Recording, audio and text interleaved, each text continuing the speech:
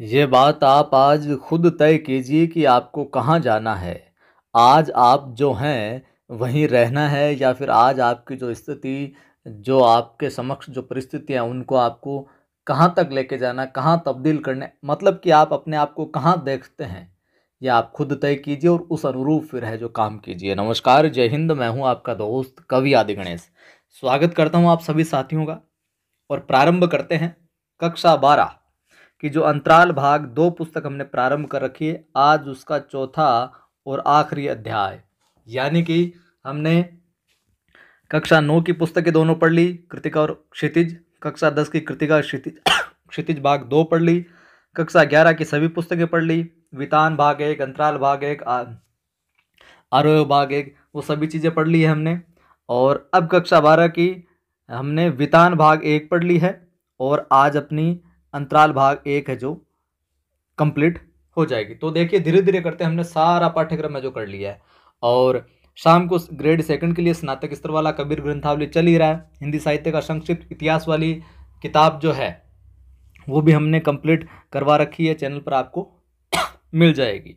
ठीक है, और निवेदन आपसे, वीडियो को लाइक कर दो, आप शेयर कर दो, और पहली बार देख रहे हो चैनल को सब्सक्राइब कर बेल आइकन क्लिक कर लो। देखिए मेरा प्रयास है कि जो ज़रूरतमंद साथी है 5-7 हज़ार रुपये का कोर्स नहीं खरीद पा रहे हैं उन तक ये चीज़ें हैं जो पहुंचाने, उसी गुणवत्ता के साथ जिसने कोर्स ले रखा है वो भी देख सकता है ग्रेड 1, 2 का बिल्कुल निःशुल्क रूप से। तो ज़्यादा से ज़्यादा आप शेयर करोगे, दोस्तों को बताओगे, जोड़ोगे, तो उतने ही ज़्यादा साथियों की जो मदद हो पाएगी। टेलीग्राम चैनल का लिंक आपको डिस्क्रिप्शन में मिल जाएगा। कवि आदि गणेश हिंदी नाम से टेलीग्राम चैनल है अपना, जिस पर 4800 से ज़्यादा लोग जुड़े हुए हैं। वहाँ पर मैं सवाल वगैरह, सूचना वगैरह डालता रहता हूँ। और वहाँ पर जो भी सवाल डाले जाते हैं, आप इनको, उन सवालों को टाइम पास ना समझें। वो सवाल बहुत महत्वपूर्ण होते हैं, परीक्षा के अंदर वो पूरी संभावना रहती है उसके आने की। तो उन सवालों को थोड़ा सा गंभीरता से लिया करें। ये नहीं कि सर ने कहने के नाम पर कि पोल क्वेश्चन डाल दिए ऐसे क्यूज, वो क्यूज ऐसे नहीं होती है, बहुत महत्वपूर्ण सवाल होते हैं। और आपको वो बिल्कुल आसान लगता है, इसका मतलब आपने वो पढ़ रखा है इसलिए आसान लगता है। कोई भी सवाल आपको आ रहा है तो इसका मतलब ये नहीं सवाल कमज़ोर है, सवाल का स्तर ठीक नहीं, क्योंकि वो आपने पढ़ रखा है तो आपको आता है। जो नहीं आता वो उसको कठिन लगता है। बस बात इतनी सी है, आपको आ रहा है मतलब आपने पढ़ रखा, आपको नहीं आ रहा मतलब आपने नहीं पढ़ रखा। तो हर एक सवाल महत्वपूर्ण होता है। ठीक है, और पढ़ाई को लेकर आप चिंतित रहते हैं, डिमोटिव रहते हैं, तो मैंने अभी कुछ देर पहले ही अपना जो दूसरा चैनल है, यूट्यूब चैनल आदि की आवाज़, उस पर एक मोटिवेशनल वीडियो डाला है कि आपको नौकरी लगनी है तो यह करो। नौकरी लगने के लिए क्या चीज़ सबसे महत्वपूर्ण है, कौन सी चीज़ है जो बाधा बनती है नौकरी लगने के बीच में, तो उस चीज़ को आप दूर कर लो और नौकरी की ओर अग्रसर हो जाओ। तो आदि की आवाज़ यूट्यूब चैनल पर जाओ और वो वीडियो भी आप ज़रूर देख लेना। चलिए साहब, चौथा और अंतिम अध्याय अपना अंतराल भाग 2 का, प्रभाष जोशी साहब का। तो पहले प्रभाष जोशी साहब का परिचय देख लेते हैं। जन्म 1937 में होता है और देहांत 2009 में। तो प्रभाष जोशी साहब जो है, जन्म होता है इंदौर एमपी में, इंदौर मध्य प्रदेश में जन्म होता है।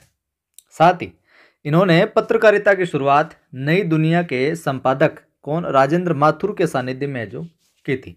तो ये सवाल अच्छा बन सकता है कि प्रभाष जोशी साहब ने अपनी पत्रकारिता की जो शुरुआत है किनके सानिध्य में की। पहला सवाल तो ये बन जाएगा, राजेंद्र माथुर के सानिध्य में।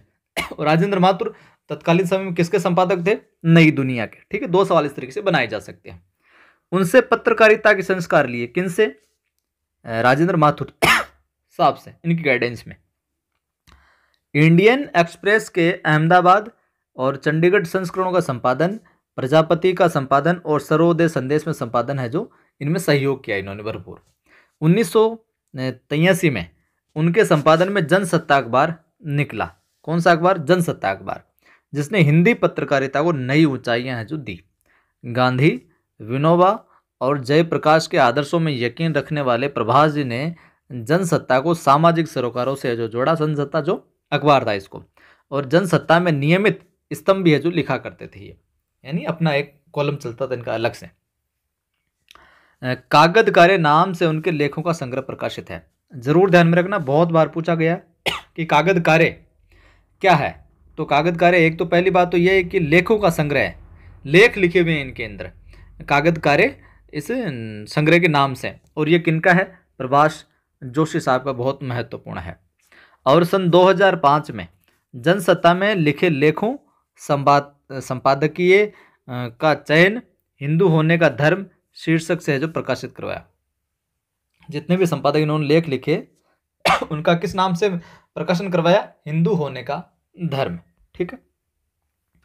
प्रभाष जी में मालवा की मिट्टी के संस्कार गहरे तक बसे थे और वे इसी से ताकत है जो पाते थे। मतलब अपने क्षेत्र के जो संस्कार हैं, जो ताकत है वहाँ ग्रामीण परिवेश की, वहाँ से है जो संस्कारित थे, पुष्पित पल्लवित थे इन विचारों से। देशज भाषा के शब्दों को मुख्य धारा में लाकर उन्होंने हिंदी पत्रकारिता को एक नया तेवर दिया और उसे अनुवाद की कृत्रिम भाषा की जगह बोलचाल की भाषा के करीब लाने का है जो प्रयास किया। प्रभाष जी ने पत्रकारिता में खेल, सिनेमा, संगीत, साहित्य जैसे गैर पारंपरिक विषयों पर गंभीर लेखन की है जो नींव डाली और क्रिकेट, टेनिस हो या फिर कुमार गंधर्व का गायन, इन विषयों पर भी उनका जो लेखन है मर्म स्पर्शी, ये तमाम चीज़ें हैं जो इन्होंने लिखी। तो ये तो हो गया साहब इनका परिचय। अब आते हैं इनके अध्याय की ओर। तो ये है साहब पाठ अपना मालवा खाऊ उजाड़ू सभ्यता में। खाऊ उजाड़ू सभ्यता में है अपना मालवा। पाठ का परिचय देखते हैं, यानी कि पाठ के अंदर क्या क्या चीज़ें हैं, पाठ का संदर्भ क्या है। तो प्रभाष जोशी साहब का अपना मालवा खाऊ उजाड़ू सभ्यता में पाठ जनसत्ता 1 अक्टूबर 2006 के जो कागज कार्य स्तंभ है वहाँ से जो लिया गया है। ध्यान में रखना, ये जो अपना मालवा खाऊ उजाड़ू सभ्यता में कहाँ से लिया गया? ये कागज कार्य स्तंभ जो है वहाँ से है जो स्तंभ संग्रह वहाँ से लिया गया है। ठीक है, ये बात ध्यान में रखना। इस पाठ में लेखक ने क्या मालवा प्रदेश की जो मिट्टी है, वर्षा है, नदियों की जो स्थिति है वहाँ की, यानी जोग्राफिकल वहाँ का जो भौगोलिक वातावरण है उसका उद्गम है और जो विस्तार है वहाँ का जो जनजीवन है और संस्कृति है उसको चित्रित किया है। ठीक है। पहले के मालवा मालव धरती गहन गंभीर डग डग रोटी और पग पग नीर कि अब के मालवा में क्या हो गया? नदी नाले सूख गए, पग पग नीर वाला मालवा क्या सूखा हो गया है से तुलना की गई। यानी पहले क्या था अब क्या हो गया, वो कंपैरिजन चलता है इसके अंदर।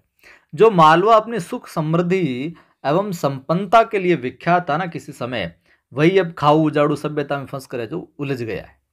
ठीक है। यह खाऊ उजाड़ू सभ्यता यूरोप और अमेरिका की देन है। तो यहाँ से बहुत अच्छा सवाल बन सकता है, पूछ लिया जाए खाऊ उजाड़ू सभ्यता किसकी देन है? यूरोप की, अमेरिका की, ऐब है दोनों की या कोई नहीं? तो यूरोप और अमेरिका की देन है। अब साहब हमारे इस पाठ के अंदर ये दिया गया है, पाठ के अंदर ये पंक्ति लिखी गई है, तो हमें इस उत्तर को बिल्कुल सटीक मानना होगा। ठीक है, ध्यान में रखना, यूरोप और अमेरिका की देन है। ये सवाल पूछा जा सकता है, बढ़िया सवाल बन सकता है। जिसके कारण विकास की औद्योगिक सभ्यता उजाड़ की अब सभ्यता है जो बन गई है और इससे पूरी दुनिया प्रभावित है। पर्यावरण है जो पूरा का पूरा क्या है? बिगड़ा हुआ है साहब, बिगड़ गया है, बिगड़ रहा है। लेखक की पर्यावरण संबंधी जो चिंता है, क्लाइमेट को बचाने की, एनवायरनमेंट को बचाने की, वो सिर्फ मालवा तक ही सीमित नहीं है। मालवा तक सीमित न होकर सार्वभौमिक है। पूरे जगत में वो प्रयास करता है, कुछ ना कुछ चिंता उसे कुछ ना कुछ ठीक हो, अच्छा हो। और अमेरिका की खाओ उजाड़ू जीवन पद्धति ने दुनिया को इतना प्रभावित किया कि खाओ और उजाड़ दो। खाओ उजाड़ू सभ्यता है, खाओ और उजाड़ दो। ठीक है, अपना काम हो गया, बस अब दुनिया बाढ़ में जाए, वो चीज़ है। प्रभावित किया है कि हम अपनी जीवन पद्धति, संस्कृति, सभ्यता तथा अपनी धरती को उजाड़ने में लगे हुए हैं एक तरीके से। ठीक है। इस बहाने लेखक ने खाओ उजाड़ू जीवन पद्धति के द्वारा पर्यावरणीय विनाश की पूरी तस्वीर खींची, एक तरीके से पूरा खाका खींचा है, जिससे मालवा भी है जो नहीं बच सका है। आधुनिक औद्योगिक विकास ने हमें अपनी जड़ जमीन से क्या कर दिया? अलग कर दिया, काट दिया साहब। हम विकास की ओर बढ़ रहे हैं, ये हो रहा है, वो हो रहा है, लेकिन जो मूल चीज़ है वहाँ से हटते जा रहे हैं, मूल चीज़ को है जो नष्ट करते जा रहे हैं। सही मायनों में हम उजड़ रहे हैं, बिखर रहे हैं, टूट रहे हैं। इस पाठ के माध्यम से लेखक ने पर्यावरणीय सरोकारों को आम जनता से जोड़ दिया है तथा पर्यावरण के प्रति लोगों को सचेत है जो किया है साहब। ठीक है, पर्यावरण के प्रति लोगों को सचेत करने का काम कर रहे हैं अपने जोशी साहब। देखिए साहब, ये थोड़ा सा दृश्य दिया गया यहाँ का, अपना मालवा खाओ उजाड़ू सभ्यता में। देखिए साहब, उगते सूरज की नेथरी कोमल धूप राजस्थान में रह गई। नेथरी का अर्थ होता है फैली चमकीली, ठीक है। और तो ये पहली पंक्ति जरूर ध्यान में रखना, उगते सूरज की नेथरी कोमल धूप राजस्थान में रह गई। किस अध्याय की पंक्ति है ये? तो खाऊ जाड़ू सभ्यता में अपना मालवा जो है वहां से पहली पंक्ति और आखिरी पंक्ति कई बार पूछी है पिछली परीक्षाओं में। तो नेत्री का क्या हो जाएगा अर्थ? फैली और चमकीली हो जाएगा। मालवा लगा तो आसमान बादलों से छाया हुआ था। मालवा लगा तो आसमान बादलों से छाया हुआ था। काले भूरे बादल थोड़ी देर में लगने लगा कि चौमासा अभी गया ही नहीं है। जहां जहां भी पानी भरा हुआ रह सकता था लबालब भरा हुआ है। इमेजिन कीजिए कि ऐसी कि वो फिल्म चल रही है, आपकी खोपड़ी में तालाब और दिखने लगेंगे, अभी लबालब भरा हुआ था। मटमेला बरसाती पानी था तालाब के अंदर। जितने भी छोटे मोटे नदी नाले दिख रहे थे वह सब बह रहे थे। इससे ज़्यादा पानी अब ये धरती सोख के रख नहीं सकती। ऊपर से बादल की कभी भी है जो बरस सकते थे। नवरात्र की पहली सुबह थी। मालवा में घट स्थापना की है जो तैयारी थी। और चौमासा तो आप समझते ही हो, बारिश के 4 महीने, ठीक है। गोबर से घर आंगन लीपने और माना जी के ओटले को रंगोली से सजाने की है जो सुबह। ओटले यानी मुख्य द्वार। ओटले शब्द देकर पूछ लिया क्या अर्थ होता है साहब? मुख्य द्वार, ठीक है। सजाने की सुबह। बहू बेटियों के नहाने धोने और सजकर त्योहार मनाने में लगने की घड़ी। लेकिन आसमान तो घऊं घऊं कर रहा था, मतलब बादल है जो मंडरा रहे थे। घटाएं बिल्कुल उमड़ घुमड़ रही थी। रास्ते में छोटे स्टेशनों पर महिलाओं की भीड़ थी। मैं उजली चटक धूप लहलाती ज्वार बाजरे और सोयाबीन की फसलें, पीले फूलों वाली फैलती बेलें और दमकते घर आंगन देखने आया था। लेकिन लग रहा था कि पानी तो गिर के रहेगा आज। ऐसा नहीं कि नवरात्रि में पानी गिरते न देखा हो। कुंवार मालवा में मानसून के जाने का महीना होता है। कभी थोड़ा पहले भी चला जाता है। इस बार तो जाते हुए भी ये जमे रहने की धौंस दे रहे हैं, यानी जाते हुए बरसना है जो चाहता है। नागदा स्टेशन पर मीणा जी बिना चीनी की चाय पिलाते हैं। ध्यान में रखना, कौन से स्टेशन पर मीणा जी बिना चीनी की चाय पिलाते हैं? तो नागदा स्टेशन पर। बहुत अच्छा सवाल बन सकता है भाई साहब, नोट कर लीजिए, अंडरलाइन कर लीजिए। सारे जरूरी समाचार भी देते हैं। गई रात कुआलालंपुर में भारत के हारने से दुखी थे। पूछने पर ही मौसम और खेती पर आया। हाँ, अब की पानी बहुत गिरो, अब की पानी बहुत गिरो, यानी अब की पानी जो बहुत गिरा, यानी बरसात बहुत है जो हुई थी। ये मीणा जी बता रहे हैं। किसान के कि हमारी सोयाबीन की फसल तो चली गई, पर अब गेहूं चना अच्छा होएगा। सार में उनने कहा और दुकान में लग गए। चाय और भजिया उनने अच्छा बनवा के दिया था। हम मियाँ बीबी मजे में खाते पीते उज्जैन गए। रास्ते में क्षिप्रा मिली। मैया ऐसी भरपूर और बहती हुई तो बरसों में दिखी थी। गए महीने टीवी पर लाइन पड़ी थी कि उज्जैन में क्षिप्रा का पानी घरों में घुस गया। भोपाल, इंदौर, धार, देवास सब में झड़ी लगी थी। सब जगह फ़ोन लगा के पूछा, खतरा कहीं न था, लेकिन सबको पुराने दिन याद आ गए थे। एक इस मालवा वाला, नदी वाला, क्षिप्रा वाला नदी की कुआलालंपुर पानी वाला एक अध्याय और पढ़ा था हमने। कमेंट करके बताना वो कृतिका में था, कौन सा था। अब मालवा में वैसा पानी है जो नहीं गिरता जैसा गिरा करता था किसी ज़माने में। इसलिए पहले का औसत पानी भी गिरे तो लोगों को लगता है कि ज़्यादा गिर गया है। इस बार भी बरसात वही 40 इंच गिरी है, कहीं ज़्यादा है कहीं थोड़ी कम है। लेकिन लोग टीवी की समझ में अति की बोलने लगे हैं। ज़्यादा ही बता दें, बहुत बढ़िया पानी। तो उज्जैन से देवास होते हुए इंदौर जाना, मालवा के आंगन में से निकलना है। कुआर की धूप होती है तो भरी पूरी गदराई हरियाली से तबीयत झक हो जाती, बिल्कुल मस्त हो जाती है। लेकिन कुएं, बावड़ी और तालाब तलैया के लबालब भरे नदी नालों को बहते और फसलों को लहराते देखो तो क्या गजब की विपुलता की आश्वस्ति मिलती है। तो अति यानी बड़ा चढ़ाकर कहना अतिशोक्ति में, ठीक है। और आश्वस्ति मिलती है मतलब आनंद आता है। खूब मनाओ दशहरा दिवाली, अब की मालवो खूब पाक्यो है, अब की मालवो खूब पाक्यो है। विपुलता की आश्वस्ति से हम तात्पर्य यहाँ पर ले सकते हैं क्या? समृद्धि का आश्वासन, संपन्नता का। और अब की मालवा खूब पाक्यो है, यानी कि अब की मालवा क्या खूब समृद्ध है, यानी कि यहाँ पर जो फसल वगैरह हुई है, मतलब सारा का सारा जो सिस्टम है वो बहुत अच्छा है, बिल्कुल परिपक्व है। लिए हुए एक तरीके से समृद्धि है यहाँ पर, ठीक है। बरसात अच्छी हुई तो क्या फसल भी अच्छी हुई है, उस हिसाब से कि मावला बहुत खूब पाक्यो है, इसका अर्थ ये होगा यहाँ पर। इंदौर उतरते ही गाड़ी में सामान रखते दवा को कहा कि अपने को सब नदियाँ, सारे तालाब, सारे ताल तलय और जलाशय देखने, सब पहाड़ चढ़ने हैं। उसने मुस्कुराते हुए कहा, यहीं से नहीं यार, पहले माता बिठाएंगा। माता तो बैठ गई, आरती भी हो गई, ताऊ जी एक बजने वाला है। बाद में पाया कि उम्र भी अब 70 की हो जाएगी, पहाड़ चढ़े नहीं जाएंगे। अब भाई उम्र 70 की हो रही, अब नहीं चढ़े जाएंगे। नदी नाले पार नहीं होंगे, सूखती सुनहरी घास बुलाएगी, लेकिन उस पर लेटकर रड़का नहीं जा सकेगा मन से। तो रड़का यानी लुढ़का नहीं जा सके उस पर। किशोर हो सकते हो, शरीर फिर वैसा फुर्तीला, लचीला और गर्वीला नहीं हो सकता। उम्र जो ले गई उसे ले जाने दो, उसका जो है रखे, अपना जो है उसे जिए। देखिए साहब, वक्त रहते जो जो ख्वाहिशें हैं, जो जो चीज़ें हैं, वो प्राप्त कर लीजिए मेहनत करके, वरना समय गुजर जाएगा, तब तो अफसोस और मलाल के सिवा कुछ नहीं रहेगा। और फिर लगेगा यार उस समय कर लेते तो ठीक रहता। चलिए, इस त्रासदायी प्रतीति के बावजूद 2 जगहों से नर्मदा देखी इन्होंने। ओंकारेश्वर से उस पार से, और सामने सीमेंट कंक्रीट का विशाल राक्षसी बांध था एक। तो राक्षसी बांध किसको, क्या इस कंक्रीट सीमेंट कंक्रीट का जो बांध है, इसको यहाँ पर कहा गया है राक्षसी बांध। उस पर बनाया जा रहा है, शायद इसीलिए वह चिढ़ती और 3-3 फिन करती है जो बह रही है। कौन सी? नर्मदा के लिए आया है कि 3-3 फिन करती है जो बह रही है। मटमेली कहीं छिछली अपने तल के पत्थर दिखाती, कहीं गहरी था। वे बड़ी नावें वहाँ नहीं थी, शायद पूर्व में बहने से बचाकर कहीं रख दी गई थी, बह नहीं जाए। किनारों पर टूटे पत्थर पड़े थे, ज्योतिर्लिंग का तीर्थ धाम वह नहीं लग रहा था। निर्माण में लगी बड़ी बड़ी मशीनें और गुर्राते ट्रक थे, वही थोड़ी देर कुआर के चिलचिलाती धूप थी। लेकिन नर्मदा के बार बार पूर आने के निशान चारों तरफ थे।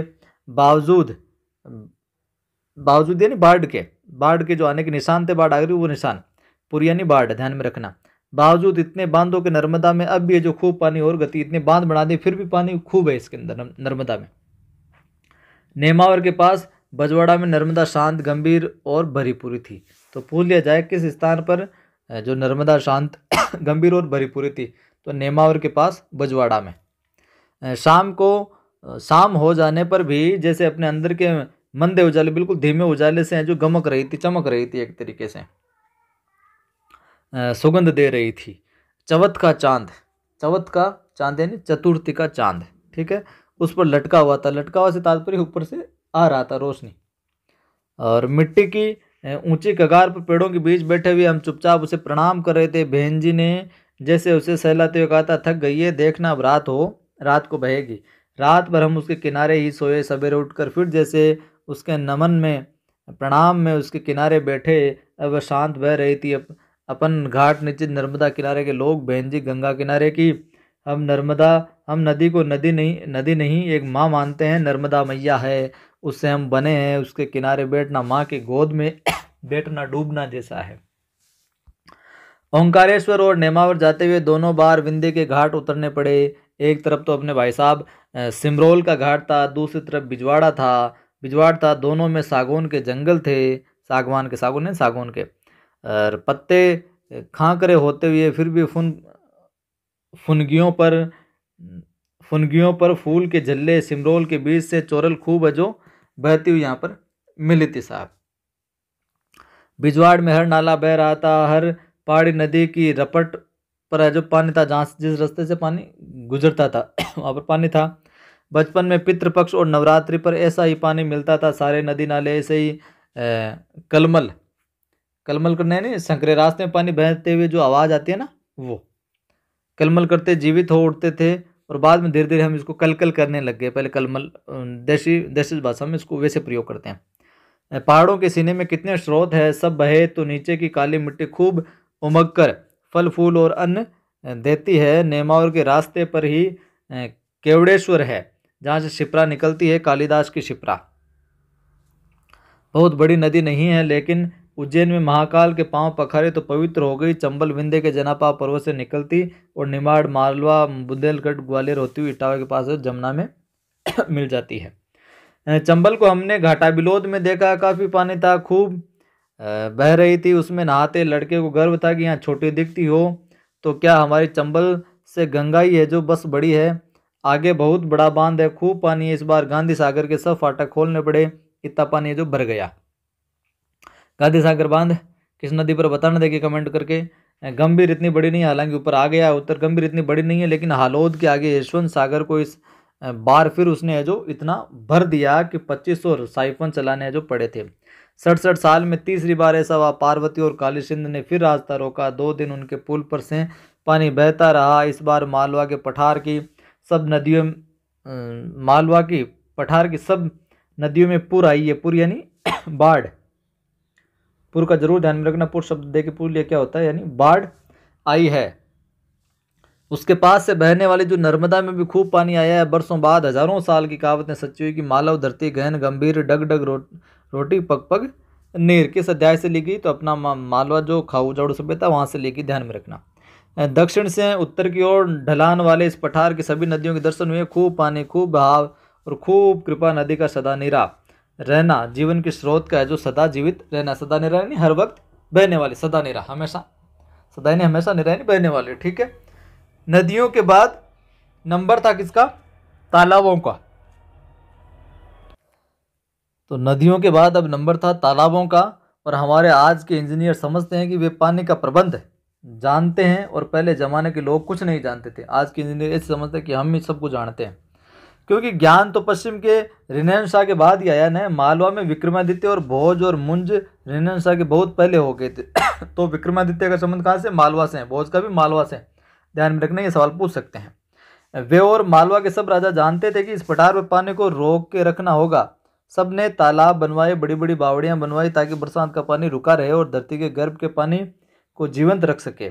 हमारे आज के नियोजक जो भी है, इंजीनियरों ने तालाबों को गाद से भर जाने दिया, मतलब मिट्टी भर जाने दी उनमें गारा भर जाने दिया, और जमीन के पानी को पाताल से भी निकाल लिया है। नदी नाले सूख गए हैं, पग पग नीर वाला मालवा सूखा हो गया, लेकिन इस बार बिलावती भर गया है और पीपड़ा पाला भर गया है। सिरपुर में लबालब पानी है, और यशवंत सागर के सभी साइफन तो चले ही थे, फिर भी इंदौर की खान और सरस्वती नदी में उतना पानी नहीं है जितने में कभी मैं नहाया हूँ और नाव पर जो शेयर किया। आज उतना मामला है नहीं वहाँ पर पानी वाला। हाथीपाला का नाम इसलिए है कि कभी वहाँ की नदी को पार करने के लिए हाथी पर बैठना पड़ता था, तभी इसका नाम निकला हाथीपाला। चंद्रभागा पुल के नीचे उतना पानी कहाँ रहा करता था जितना महाराष्ट्र की चंद्रभागा नदी में।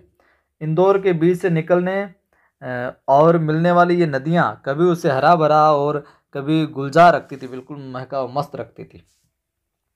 आज वे सड़े नालों में जो बदल गई है। शिप्रा, चंबल, गंभीर, पार्वती, काले सिंध, चोरल, सब की यही हाल हो रहे भाई साहब।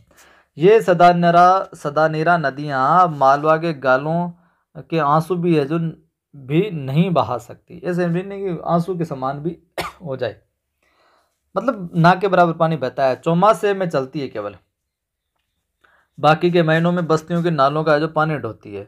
नदियों ने सभ्यताओं को जन्म दिया है। हमारी आज की सभ्यता इन नदियों को अपने गंदे पानी के नाले बना रही है एक तरीके से। और इस साल मालवा में सामान्य बारिश यानी 35 इंच से 5 इंच ज़्यादा पानी गिरा है, और इतने में ही नदी नाले तालाब बावड़े और कुएं चैतन्य हो गए। इससे तात्पर्य है कि उनमें पानी है जो आ गया, जागृत हो गए एक तरीके से। अपने पहले अखबार नई दुनिया की लाइब्रेरी में अब भी पानी के सन 1878 से रिकॉर्ड मौजूद है कि कब कितना कितना पानी है जो आया है। 128 साल की ये जानकारी ही आंख खोलने के लिए काफ़ी है कि इनमें एक ही साल था 1899 का। कौन सा 1899 का, जब मालवा में सिर्फ 15.75 इंच पानी गिरा था। तो पूछ लिया जाए 1899 में मालवा में कितना पानी गिरा था 15.75। सवाल बन सकता है बहुत अच्छा। लोग में यही 56 का काल है, जो आप मारवाड़ में गया ना, कोई 56 वालों काल पड़ो, छप्पन काल लोग खेजड़े का छोटा तक खाया और वो गया। तो ये वही समय था 1899 जब मालवा में 15.75, यही लोगों में यही 56 का काल कहा जाता है, ठीक है। लेकिन राजस्थान के ठेठ मारवाड़ से तब भी लोग यहीं आए थे, और कहते हैं कि तब भी खाने और पीने को काफ़ी था। इन 128 सालों में एक ही साल अतिवृष्टि का था। सन 1973 में 77 इंच पानी गिरा था। तभी यशवंत सागर जो बिलावती ये तालाब है जहाँ पानी भरता था, और पीपलिया पाला टूट कर जो बहे नहीं थे। 28 इंच से कम बारिश हो तो वह सूखे का साल होता है, लेकिन ऐसे साल ज़्यादा नहीं है।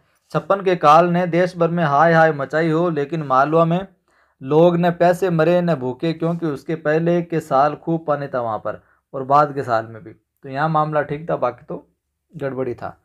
अपने नदी नाले तालाब संभाल के रखो, और दुष्काल यानी बुरे समय के अंदर दुष्काल का साल मजे में निकल जाता है। लेकिन हम जिसे विकास की औद्योगिक सभ्यता कहते हैं, वह उजाड़ की क्या एक तरीके से अपसभ्यता है। तो जिसे विकास की औद्योगिक सभ्यता कहते हैं वह क्या है? उजाड़ की अपसभ्यता। ध्यान में रखना, ये ऐसे पूछा जा सकता है। नई दुनिया की ही लाइब्रेरी में कमलेश सेन और अशोक जोशी ने धरती के वातावरण को गर्म करने वाली इस खाऊ उजाड़ू सभ्यता की जो कतरने निकाल रखी है अखबार काट काट के, वे बताने को काफ़ी है कि मालव धरती गहन गंभीर क्यों नहीं है, और क्यों यहाँ डगडग रोटी और पग पग नीर नहीं है, क्यों हमारे समुद्रों का पानी गर्म हो रहा है, क्यों हमारी धरती के ध्रुवों पर जमी बर्फ पिघल रही है, क्यों हमारे मौसमों का चक्कर बिगड़ रहा है, क्यों लद्दाख में बर्फ के बजाय पानी गिरा, और क्यों बाड़मेर में गांव डूब गए, क्यों यूरोप और अमेरिका में इतनी गर्मी पड़ रही है, क्योंकि वातावरण को गर्म करने वाली कार्बन डाइऑक्साइड गैसों ने मिलकर धरती के तापमान को 3 डिग्री सेल्सियस जो बढ़ा दिया है। भाई साहब, ज़्यादा से ज़्यादा पेड़ नहीं लगाओगे, नहीं रक्षा करोगे, तो मामला आने वाले समय में बहुत खतरनाक हो जाएगा। ये गैसें सबसे ज़्यादा अमेरिका और फिर यूरोप के विकसित देशों से निकलती है। अमेरिका इन्हें रोकने को तैयार नहीं है। वह नहीं मानता कि धरती के वातावरण के गर्म होने से सब गड़बड़ी हो रही है। अमेरिका की घोषणा है कि वह अपनी खाऊ उजाड़ू जीवन पद्धति पर कोई समझौता नहीं करेगा, लेकिन हम अपने मालवा की गहन गंभीर और पग पग नीर की डगडग रोटी देने वाली धरती को उजाड़ने में लगे हुए हैं। हम अपनी जीवन पद्धति को समझते क्या हैं? हम अपनी जीवन पद्धति को क्या समझते हैं? तो ये पंक्ति आखिरी है, तो पूछी जा सकती है कहाँ से ली गई, तो ध्यान में रखना है इसको भी। तो ये था साहब अपना पाठ। शब्दार्थ बता देता हूँ, वैसे तो मैंने बीच में बता दिया आपको। शब्दार्थ से सीधा सीधा सवाल भी पूछा जाता है। नीथरी यानी फैली चमकीली, चौमासा बारिश के 4 महीने, ओटे मुख्य द्वार, गाँव गोविंद बादलों गरजने की आवाज़, पानी बहुत गिन पानी बहुत गिरा, फसल तो गली गई यानी डूब गई सड़गल गई, पण यानी परंतु, उनने उन्होंने, अति यानी बड़ा चढ़ाकर, मालव धरती गहन गंभीर, डगडग रोटी पग पग नीर यानी मालवा की धरती गहन गंभीर है, जहाँ डगर डगर पर जगह जगह पर रोटी और पग पर पानी मिलता है, यानी मालवा की धरती खूब समृद्ध है। पश्चिम के रेनेसां यानी पश्चिम का पुनर्जागरण काल, पश्चिम का रेनेसां यानी पश्चिम का पुनर्जागरण काल, विपुलता की आश्वस्ति यानी संपन्नता, अब की मालवा खूब पाक्यो यानी सब कुछ ठीक हुआ है। पहले माता बिठाएं, पहले माता की मूर्ति स्थापित करूंगा, रड़का यानी लुढ़कना, मंदे उजाले में गमक रही थी यानी प्रकाश में सुगंधित, चौथ का यानी चौथ का चांद, 56 का काल, 1899 का भीषण काल, दुष्काल का साल यानी बुरा समय, पूर यानी बाढ़, गाद यानी झाग कूड़ा कचरा, और कलमल करना यानी सकरे रास्ते में पानी बहने की आवाज़, सदा नेरा यानी हर वक्त बहने वाली। तो ये था साहब अपना अध्याय। तो और इसी के साथ अपनी पुस्तक हो गई है अंतराल भाग 2 कंप्लीट। अब आगे कौन सी पुस्तक प्रारंभ करेंगे वो टेलीग्राम पर मैं सूचना डाल दूंगा और यहाँ पर भी पिन कर दूंगा, ठीक है। इस वीडियो को लाइक नहीं किया अभी तो लाइक कर दो, शेयर भी ज़रूर किया करो यार, ज़्यादा से ज़्यादा दोस्तों के साथ में।